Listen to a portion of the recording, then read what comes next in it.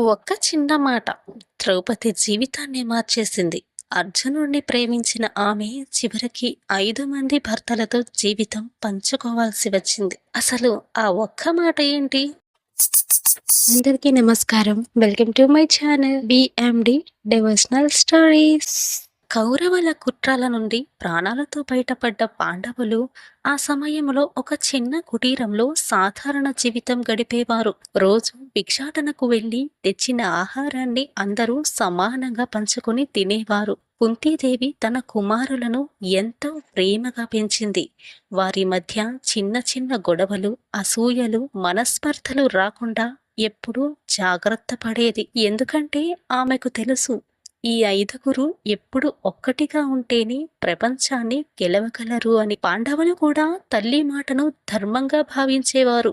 ఇలా ఉండగా పాంచాల రాజ్యంలో ద్రౌపది స్వయంవరం జరుగుతోంది. ఆ స్వయంవరానికి అనేక రాజులు, మహారథులు వచ్చారు. కానీ అక్కడ ఉన్న కఠినమైన పరీక్షను ఎవరు పూర్తి చేయలేకపోయారు. అప్పుడు బ్రాహ్మణ వేషంలో ఉన్న అర్జునుడు ముందుకు వచ్చాడు.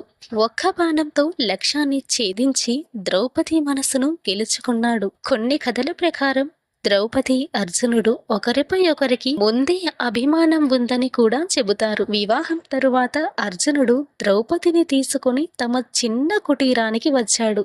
ఇంటి బయట నిలబడి ఆనందంగా ఇలా అన్నాడు, అమ్మా, నేను ఒక అమూల్యమైన కానుక తెచ్చాను అని అర్జునుడు కుంతీదేవితో చెప్పాడు. ఆ సమయంలో కుంతీదేవి లోపల పనిలో ఉంది. ఏం తెచ్చాడో చూడకుండా అలవాటుగా ఇలా చెప్పింది, ఏది తెచ్చినా మీ అందరూ సమానంగా పంచుకోండి. ఆ మాట విన్న వెంటనే అక్కడ ఒక్కసారిగా నిశ్శబ్దం అలుముకుంది. అర్జునుడు ఆశ్చర్యపోయాడు.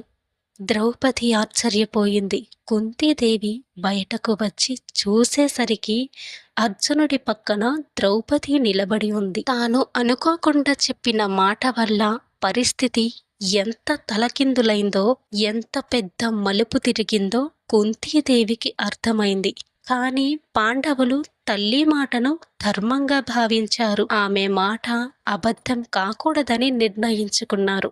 అప్పుడు మహర్షి వ్యాసుడు అక్కడికి వచ్చి ఇలా చెప్పాడట, ఇది యాదృచ్ఛికం కాదు, దైవ సంకల్పం. ద్రౌపది పూర్వజన్మ వరం కారణంగానే ఆమెకు 5గురు భర్తలు రావాలని విధి ముందే నిర్ణయించిందని వివరించాడు. అలా ఒక చిన్న మాట ద్రౌపది జీవితాన్ని పూర్తిగా మార్చేసింది. పార్ట్ 2 కథలో మహర్షి చెప్పిన ఆ పూర్వజన్మ వరం ఏమిటి, ద్రౌపదికి 5 భర్తలు ఎందుకు వచ్చారు, ద్రౌపది ఈ సంఘటనను ఎలా ఎదుర్కొంది, ఇవన్నీ కూడా పార్ట్ 2లో తెలుసుకుందాం. పార్ట్ 2 వీడియో కావాలంటే కామెంట్ చేయండి.